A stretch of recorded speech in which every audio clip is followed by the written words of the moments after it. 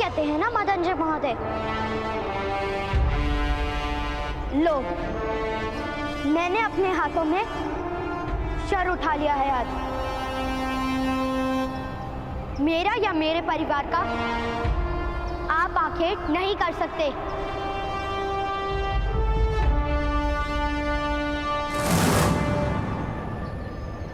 सूतपुत्र, तुमने धनुष उठाने का तो साहस किया। चलाने के लिए अनुमति भी नहीं मांगूंगा मदनजय महोदय। यदि जीवित रहना है तो उस पत्र पर अपनी मुद्रा अंकित कर दीजिए। स्वीकार कीजिए कि कुएं में विष डालने से लेकर अध्यक्ष महोदय की हत्या करने तक का सारा षड्यंत्र आपने रचा था।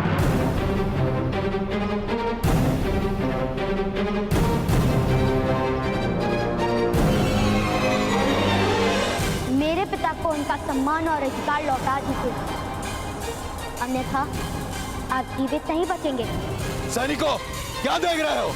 पकड़ लो इस उद्दंड बालक को। मैं इसे अपने हाथों से ही दंड दूंगा।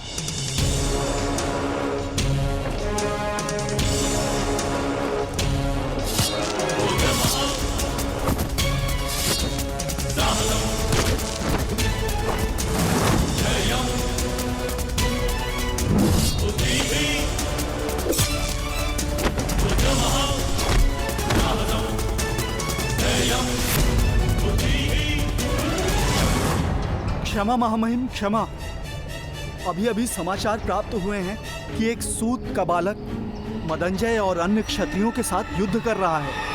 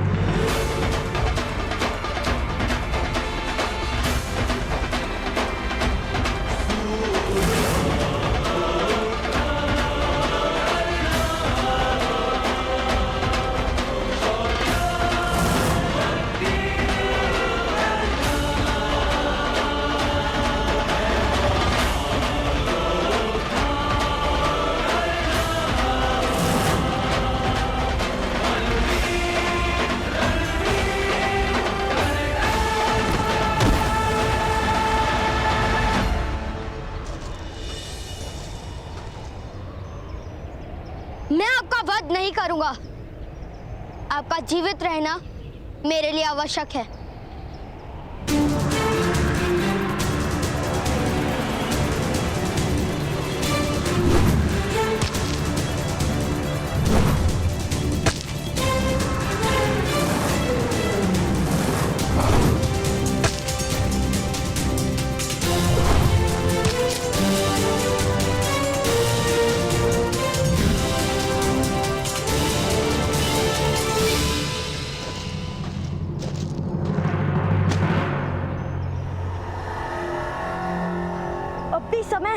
मंत्र महोदय, अपना अपराध स्वीकार कर लीजिए। सूतपुत्र, तुम्हारी विजय असंभव है। पर्वत से टकराने पर बादल रिक्त हो जाता है, पर्वत का कुछ नहीं जाता। हाँ, मैंने विष का प्रयोग करवाया था, किंतु मैं अपना अपराध कभी स्वीकार नहीं करूंगा। तुम्हारे पिता को मृत्युदंड अवश्य मिलेगा, और यदि क्रोध में आकर तुमने मेरी हत्या कर दी तो तुम्हें भी मृत्युदंड मिलेगा। इसीलिए कहता हूं, आत्मसमर्पण कर दो।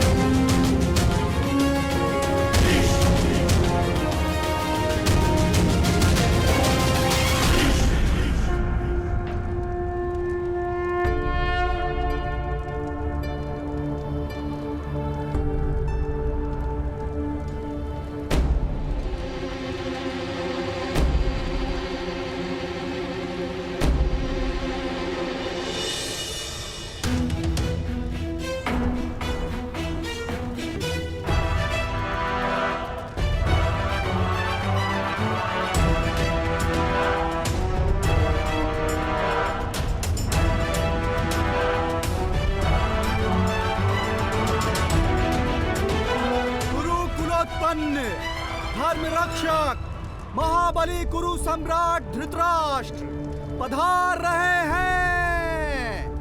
सावधान, सावधान, सावधान।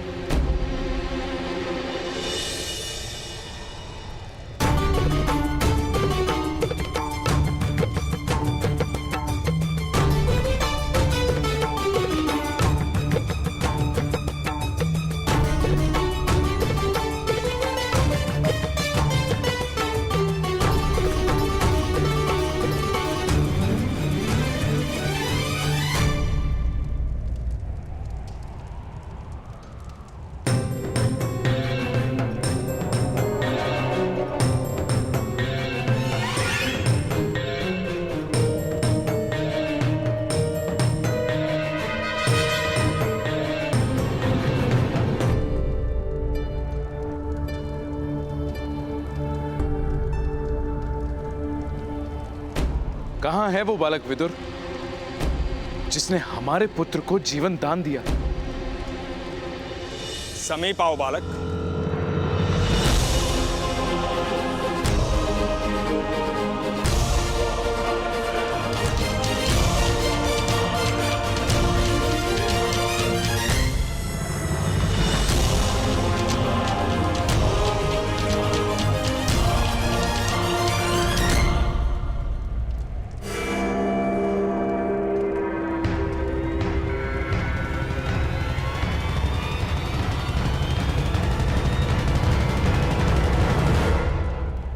महाराज के सामने हाथ जोड़े जाते हैं।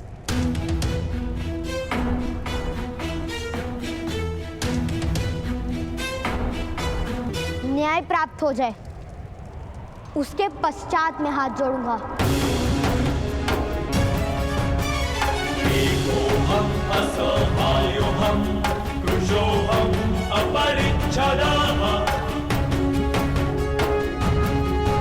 कर्ण महाराज, ये बालक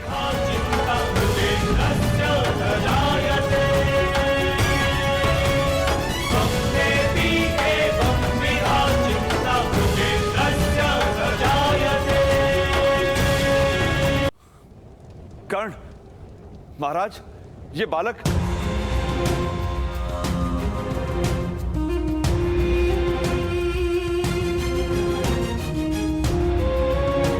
ऐसा क्यों बालक? न्याय यदि दान में प्राप्त होगा तो आप पर लांछन लगेगा महाराज। इसलिए याचना नहीं करूंगा मैं।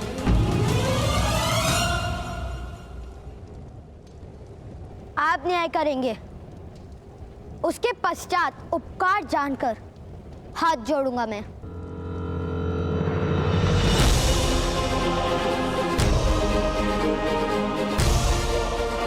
मेरे पिताश्री कहते हैं कि उपकार का कभी विस्मरण नहीं किया जाता।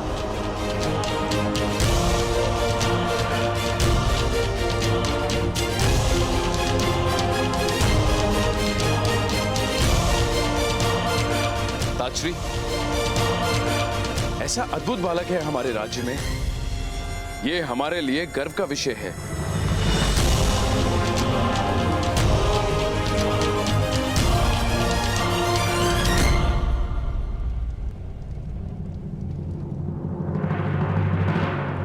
नाम क्या है तुम्हारा बालक?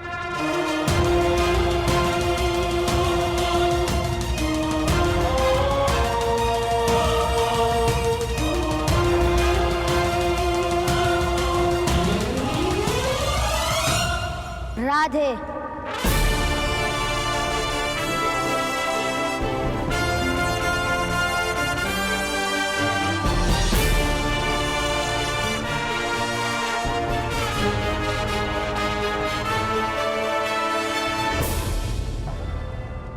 राधे, माता के नाम से स्वयं का परिचय देते हो राधे? क्योंकि पिता का नाम कहूंगा तो आप जाति पूछेंगे महाराज, और माता का नाम कहता तो आप प्रश्न पूछते।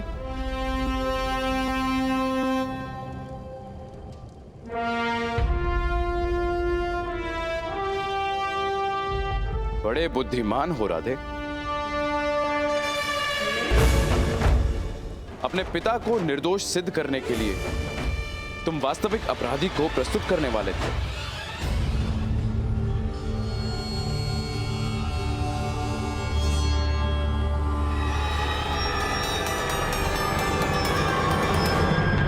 अपराध ग्राम रक्षक महोदय ने किया है महाराज।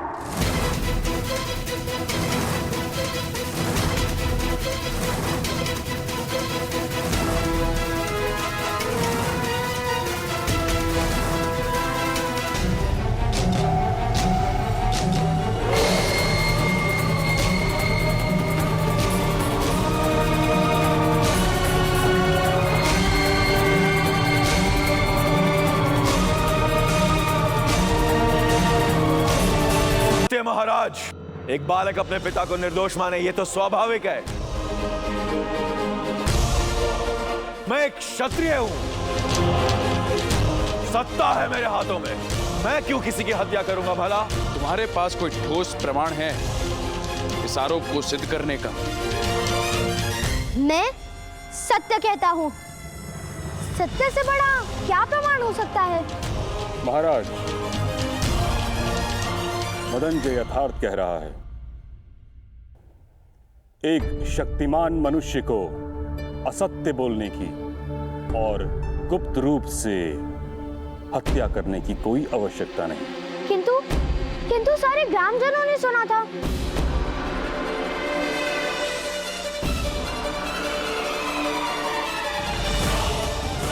महाराज, मेरा अनुभव है कि जब शक्तिमान मनुष्य को अपनी निर्बलता का ज्ञान होता है तब वह सर्वाधिक असत्य बोलता है। मदनजय, इस बालक का साक्षी हूं मैं।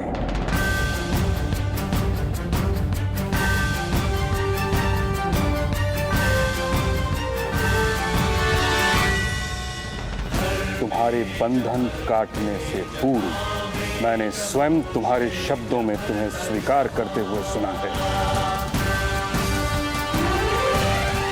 कि ये विष प्रयोग तुमने कराया।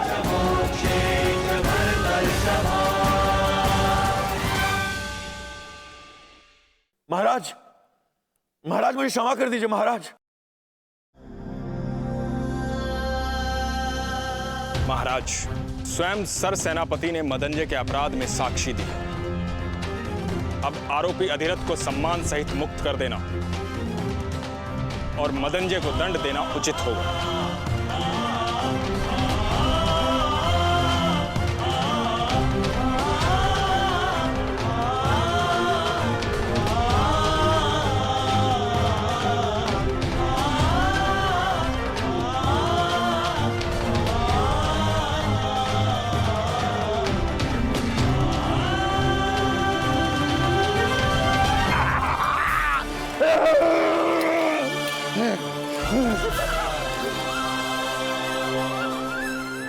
तुम्हारे साहस और विश्वास की विजय हुई।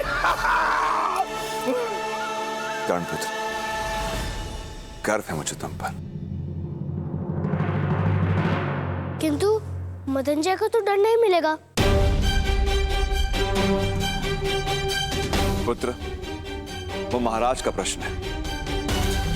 हमने न्याय मांगा था, प्रतिशोध नहीं। कर्णपुत्र, महाराज को प्रणाम करो और घर चलो।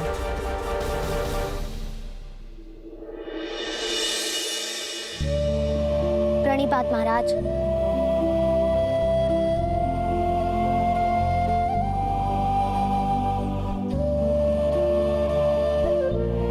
ठहरो सूत पुत्र।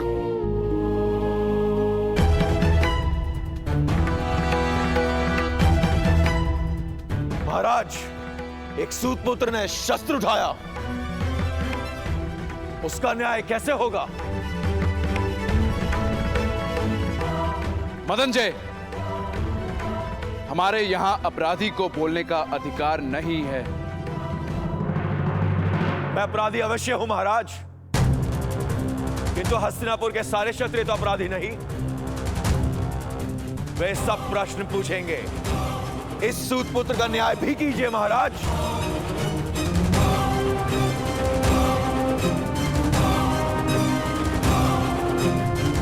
महाराज, सूत पुत्र ने शस्त्र उठाने का अपराध किया है। यदि सारा समाज शस्त्र उठाएगा तो व्यवस्था का क्या होगा? न्याय कीजिए महाराज। न्याय कीजिए महाराज। न्याय कीजिए महाराज। न्याय कीजिए महाराज। न्याय कीजिए महाराज। न्याय कीजिए महाराज। न्याय कीजिए महाराज। राज्य के क्षत्रियों को असंतोष होगा तो राष्ट्र को लाभ नहीं होगा। मौन रहो मदंजय। महाराज को भय दिखाने का साहस मत करो। जब मेरी मृत्यु निश्चित ही है तो भय किस बात का? महाराज, समग्र क्षत्रिय समाज विद्रोह कर देगा।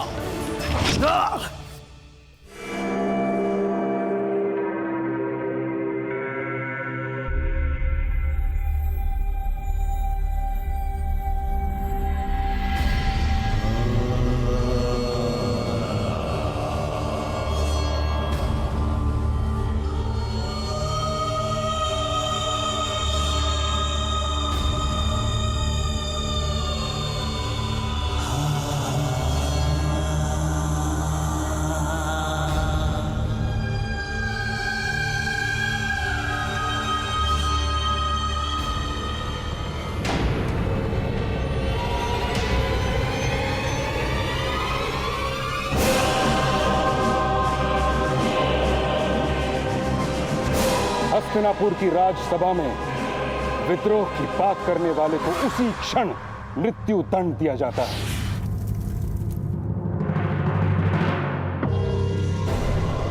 है कोई और क्षत्रिय जो विद्रोह की बात करने का इच्छुक हो?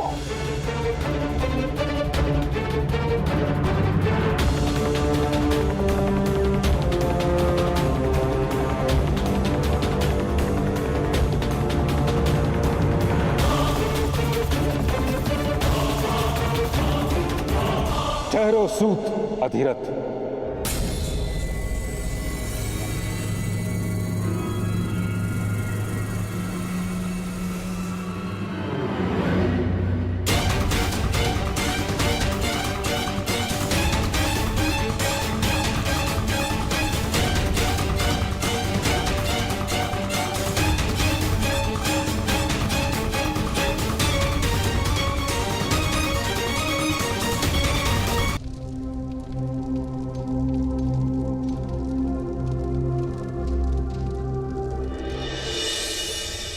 ठहरो सूत अधिरथ।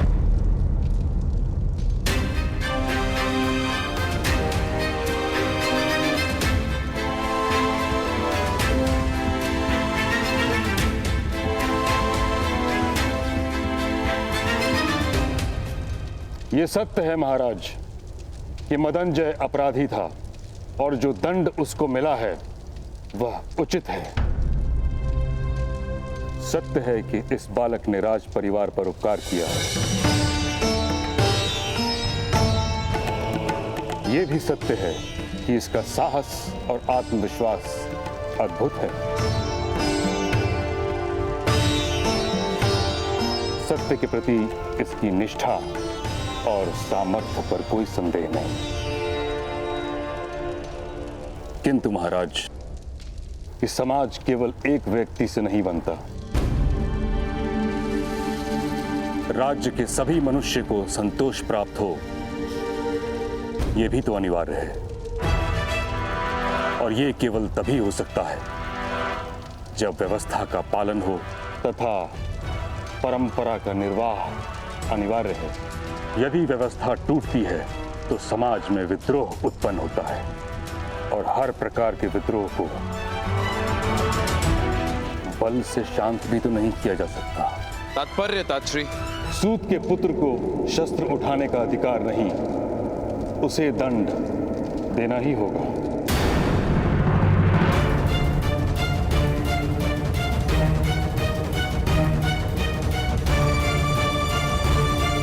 नहीं महाराज, कृपा कीजिए, बालक है। और इस बालक ने राज परिवार पर उपकार किया है तात्श्री। यथार्थ कह रहे हैं आप, इसीलिए इस बालक को कोई छोटा सा दंड दिया जाए, यही मेरी विनती है। मैं दंड स्वीकार नहीं करूंगा।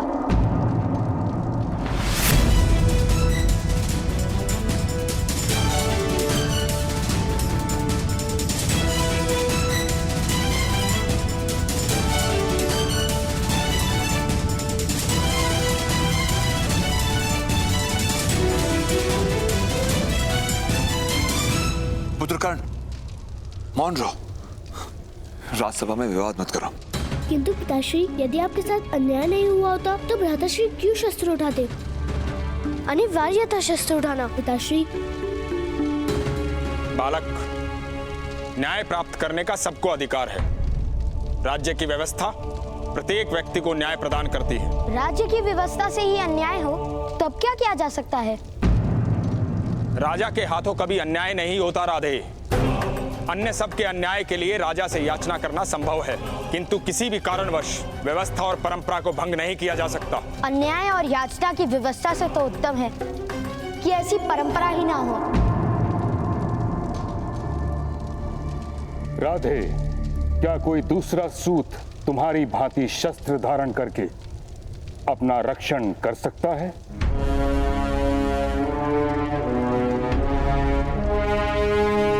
नहीं कर सकता। यदि उनको अपनी रक्षा का भार सौंप दिया जाए तो समस्त सूत समाज नष्ट हो जाएगा। उनकी रक्षा कौन करेगा? सूतों को शस्त्र का अधिकार नहीं, इसलिए ज्ञान नहीं। ज्ञान नहीं, इसलिए वे शस्त्र नहीं उठा सकते। और अब आप कह रहे हैं कि उनकी रक्षा किस प्रकार होगी?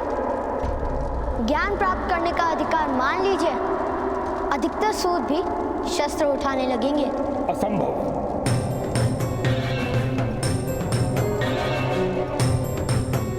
मरुभूमि में हरेक वृक्ष पर कांटे होते हैं, किंतु वन में प्रत्येक वृक्ष पर कांटे नहीं होते।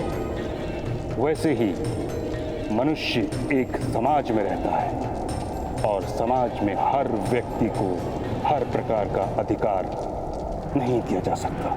और ये निश्चित कौन करता है? परंपरा। परंपरा कोई एक व्यक्ति निर्मित नहीं करता, सहस्त्रों वर्ष से निश्चित होती आई है। समाज के इतिहास के अनुभवों से बनती है परंपरा। राजा केवल उसका वहन करता है। जब मैं जीवित नहीं था तब किसी ने किस प्रकार जाना होगा कि मैं कौन हूँ, मेरी स्थिति क्या है, मेरी इच्छाएं क्या हैं?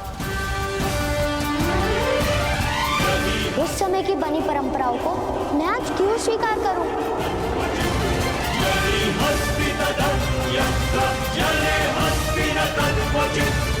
हट मत करो बालक। छोटा सा दंड स्वीकार कर लो बालक। असंभव। मैं युद्ध करने को सज्ज हूं। मैं युद्ध करने को सज्ज हूं। मैं युद्ध करने को सज्ज हूं।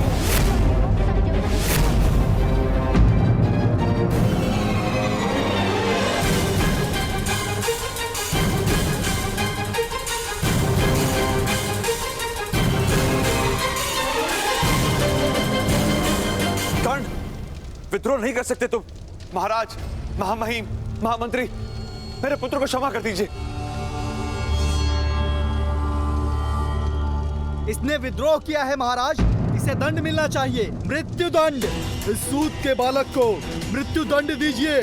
मृत्यु दंड दीजिए, मृत्यु दंड दीजिए, मृत्यु दंड दीजिए, मृत्यु दंड दीजिए, मृत्यु दंड दीजिए, मृत्यु दंड, मृत्यु दंड दीजिए, मृत्यु दंड दीजिए, मृत्यु दंड दीजिए, मृत्यु दंड दीजिए, मृत्यु दंड दीजिए, मृत्यु दंड, मृत्यु दंड दीजिए, मृत्यु दंड दीजिए। किसी में शक्ति हो तो दीजिए मृत्यु दंड।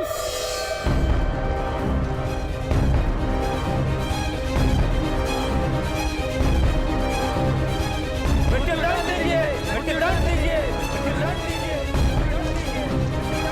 कौन? मृत्यु दंड, मृत्यु दंड दीजिए, मृत्यु दंड दीजिए, मृत्यु दंड दीजिए।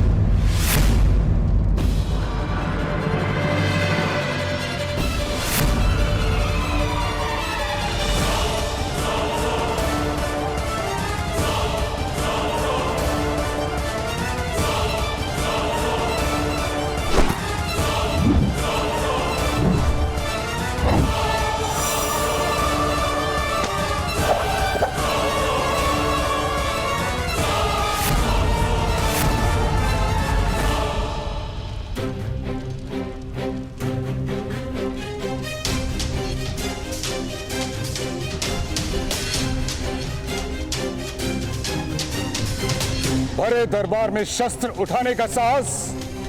यदि आज तुम्हें क्षमा कर दिया तो कल ये कोई और करेगा इस राज्यसभा में।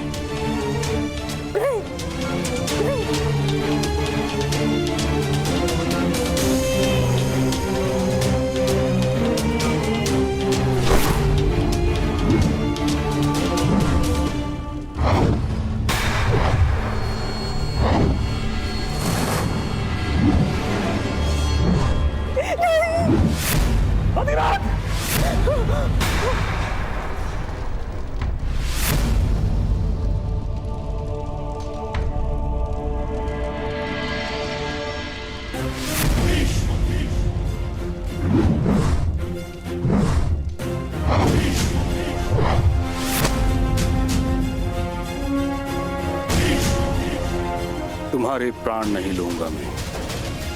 कुरु सभा में बालक की हत्या नहीं की जाती।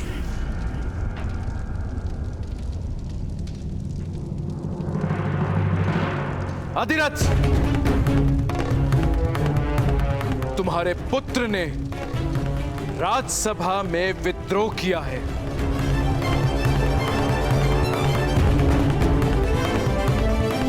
किंतु उसने मेरे पुत्रों को जीवन भी दिया है। इसीलिए हम तुम्हें केवल इतना ही दंड देते हैं कि आज के बाद तुम्हारा पुत्र कभी भी धनुष नहीं उठाएगा।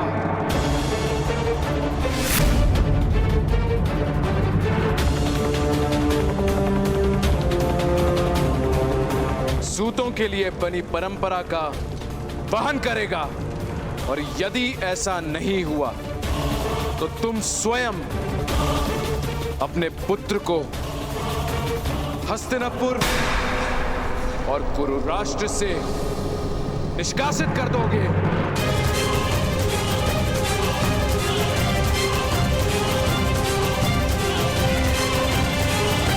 इस समय तुम दोनों मुक्त हो।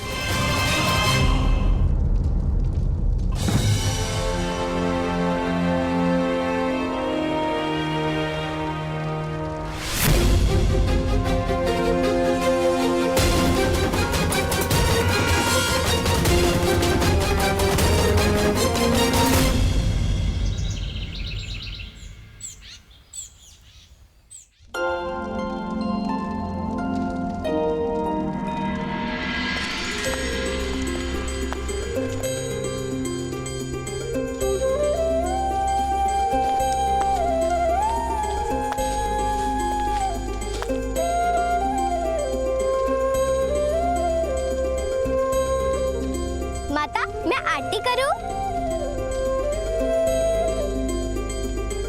अवश्य वैशाली, तुम्हारा तो सबसे पहले अधिकार है। जब हम बड़ों का विश्वास टूट गया था, तब तुम मित्रों ने ही तो साथ दिया कर्ण का।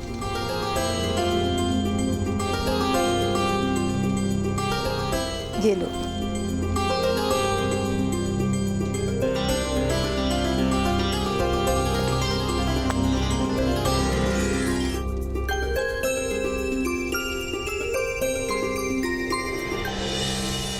आज के बाद तुम्हारा पुत्र कभी भी धनुष नहीं उठाएगा।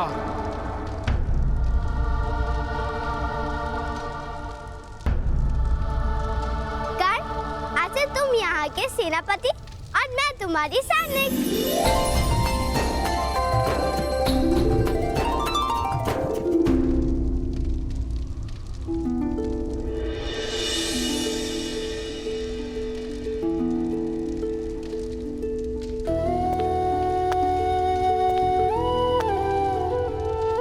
पुत्र कर्ण, मुझे क्षमा कर देना।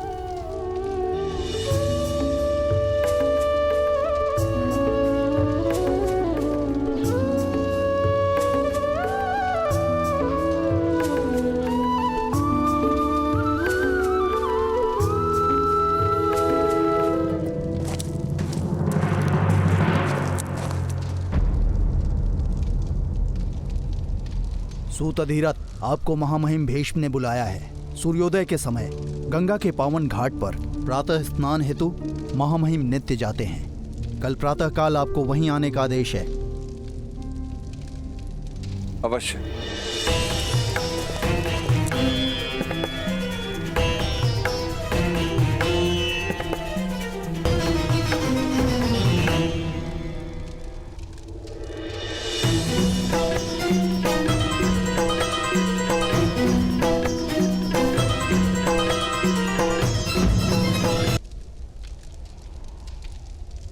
चलो पुत्र, अब आनंद और विश्राम का समय। बालकों के सम्मान में राधा आज सबको भोज देंगी। बामिल, शोण, कर्ण को ले जा।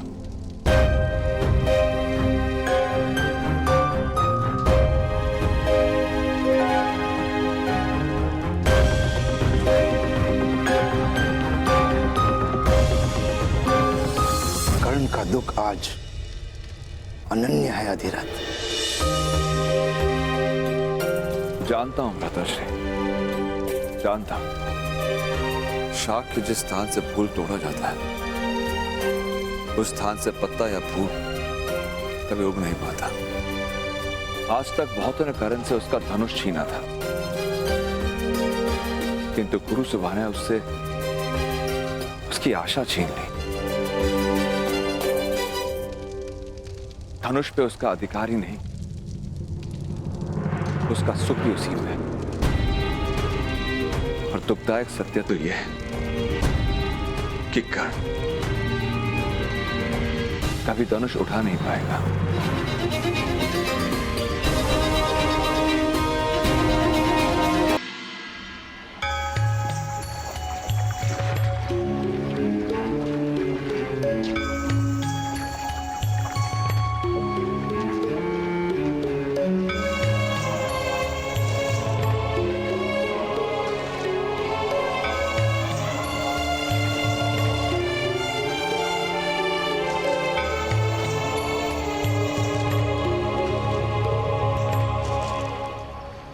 प्रणिपात मामाई।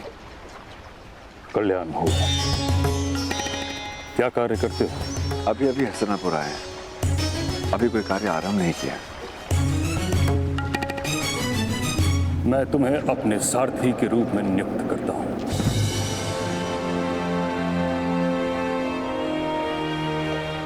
आपकी अनंत कृपा मामाई। कृपा नहीं, स्वार्थ है। तुम मेरे निकट रहोगे तो मेरी दृष्टि तुम्हारे पुत्र पर रहेगी।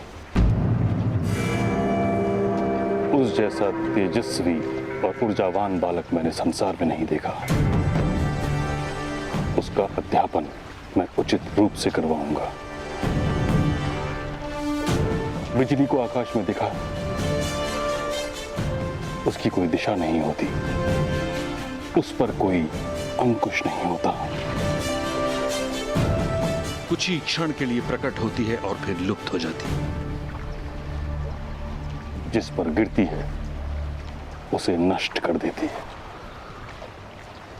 मेरी इच्छा है कि तुम्हारा पुत्र एक महान सारथी बने, ताकि समस्त सूत समाज का मार्गदर्शन करे। बिजली की भांति उसका सामर्थ्य छिन्न भिन्न न हो जाए।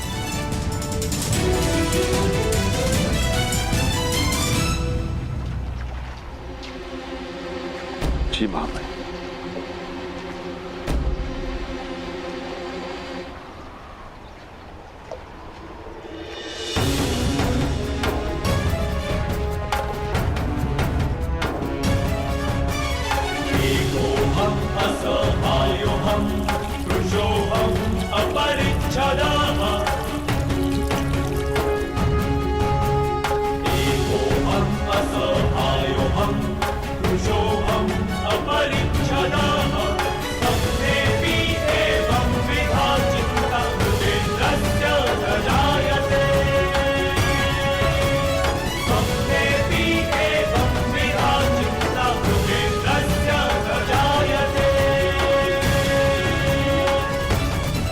बिजली की भांति दिशाहीन नहीं हूं, मनुष्य हूं। मुझे जहां विनाश करना होगा मैं वहीं गिरूंगा। आपकी इच्छा थी ना कि मेरा सामर्थ्य चिन्ह भिन्न हो, तो लीजिए।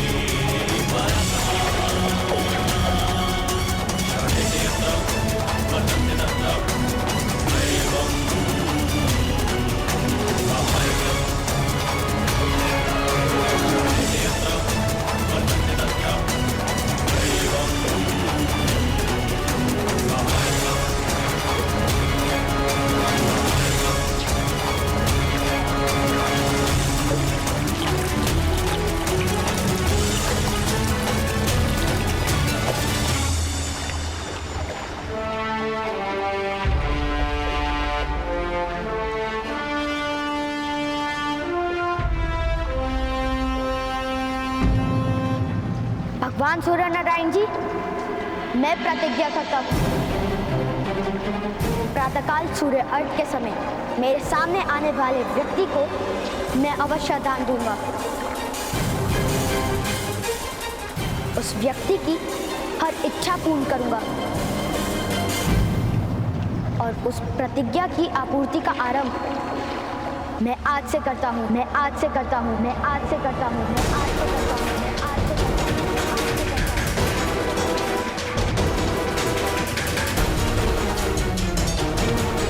महामहिम भीष्म को दान देकर, दान देकर, दान देकर, दान देकर,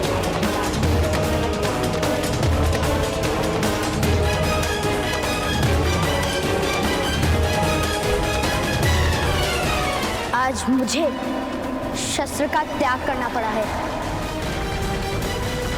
किंतु आगे जीवन में किसी कारणवश अगर मुझे शस्त्र उठाना पड़ा तब उसका त्याग कोई नहीं करवा पाएगा, नहीं करवा पाएगा।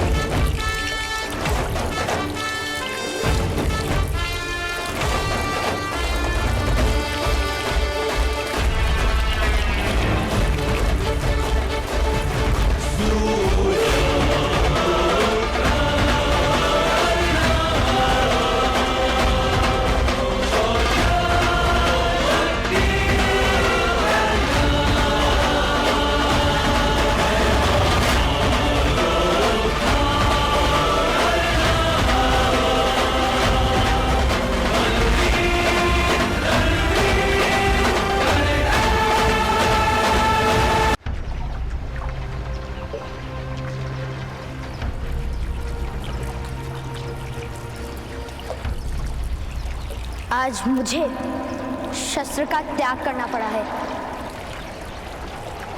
किंतु आगे जीवन में किसी कारणवश अगर मुझे शस्त्र उठाना पड़ा तब उसका त्याग कोई नहीं करवा पाएगा, नहीं करवा पाएगा।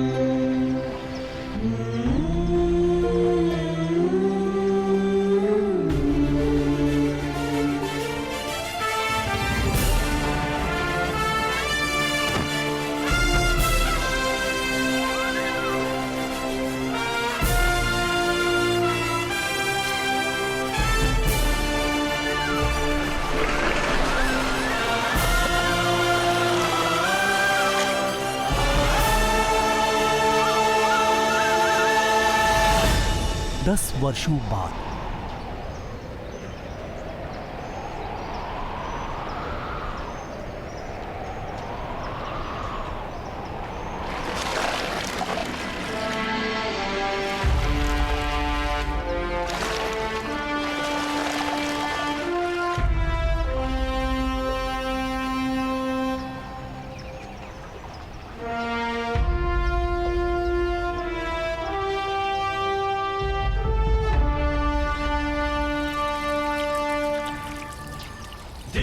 दृष्टि से बाण शक्ति से जीते ये सारा रण, शांत चित धरे आत्मबल भरे जीते हर बाधा गढ़, छूट ना पाए लक्ष्य हो चाहे सूक्ष्म सा छुपा होकर, मित्र वेग है सूर्य तेज है कवच चढ़ा इसके तन।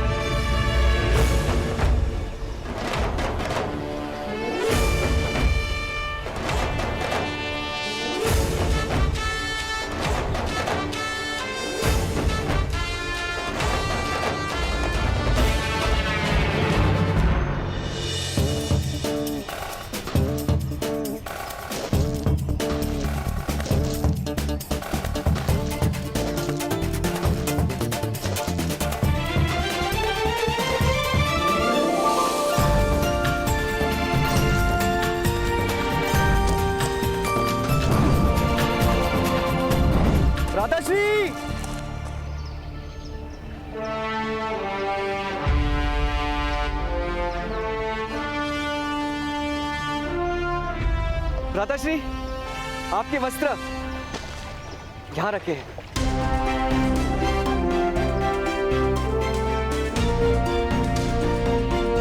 आप शीघ्र ही सज्ज हो जाइए, आज हमारी अंतिम परीक्षा है। सूतों के लिए कोई भी परीक्षा अंतिम नहीं होती शो। अर्थात गुरुकुल में ली जाने वाली अंतिम परीक्षा है, और आज स्वयं महामहिम भीष्म पधारेंगे।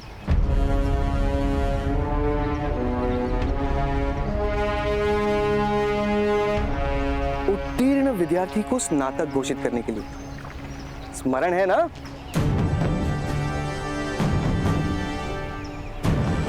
उसका विस्मरण कैसे हो सकता है? उनके लिए तो आज एक विशेष आश्चर्य जो निर्मित किया है मैंने। आज आपको देखकर केवल महामहिम भीष्म ही नहीं, हस्तिनापुर के राजकुमार भी आश्चर्य में पड़ जाएंगे। आप शीघ्र ही पहुंचे, मैं भी माता को लेकर पहुंचता हूं परीक्षा भूमि।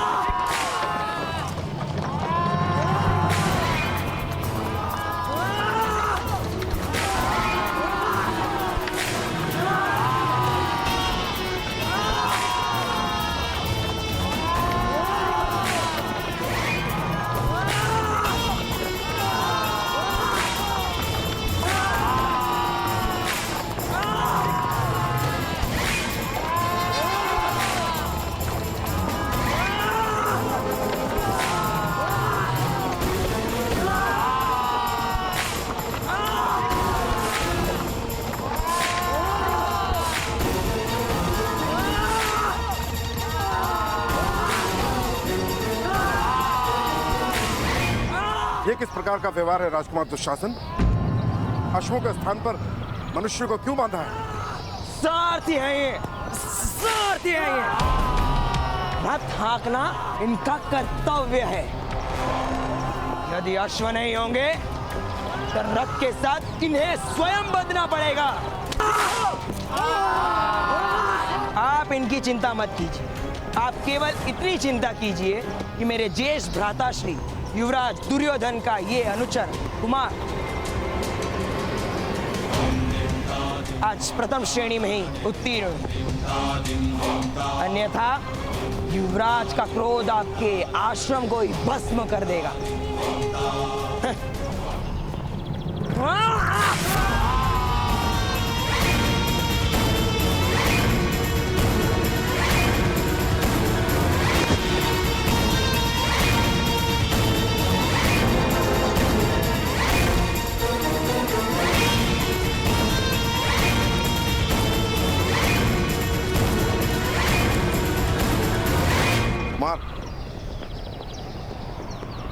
विद्या प्राप्ति में आश्रम का महत्व कम, श्रम का महत्व अधिक होता है, और गुण तो स्वयं महामहिम भीष्म देंगे।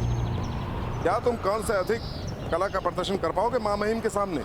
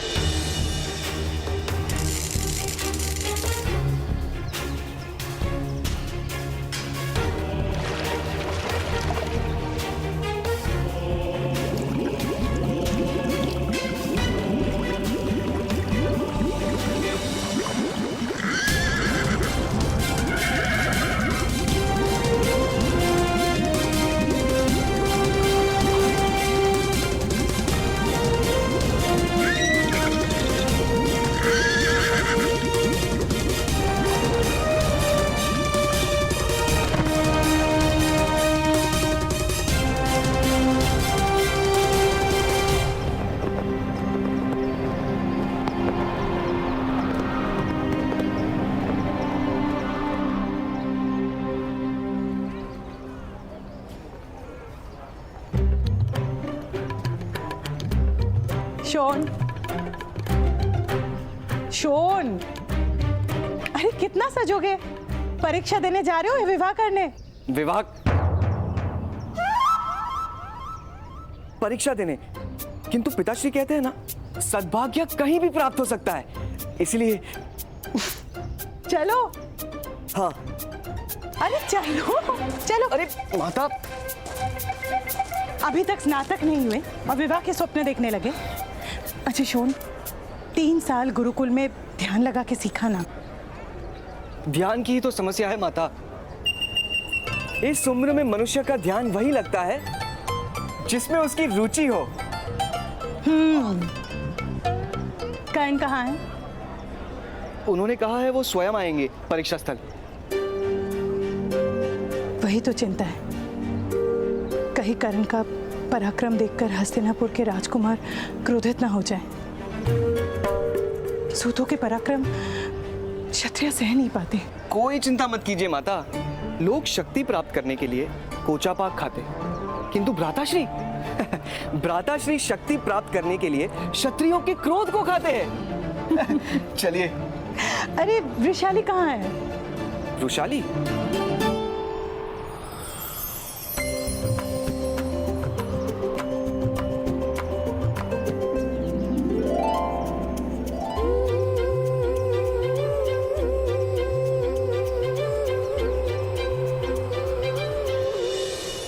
वृषाली तो अवश्य किसी शिव मंदिर में खड़ी होगी।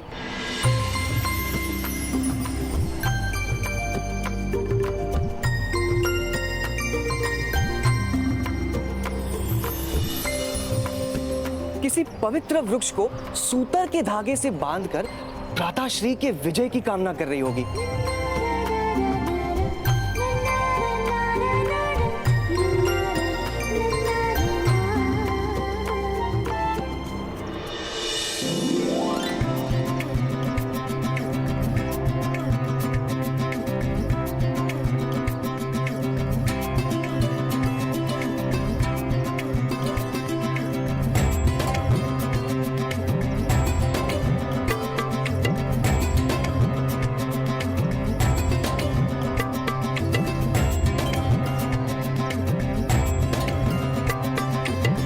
अवश्य विश्राम की सभी वस्तुओं का त्याग कर कष्ट सह रही होगी।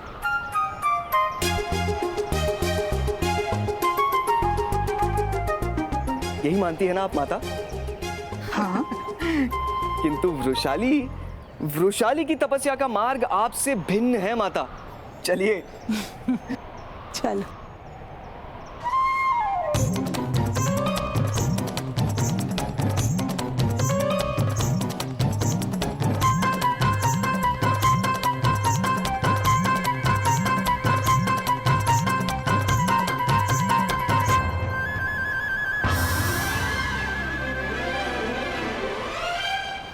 मार्ग छोड़कर खड़े रहो, मुझे परीक्षा भूमि दिखाई नहीं दे रही है।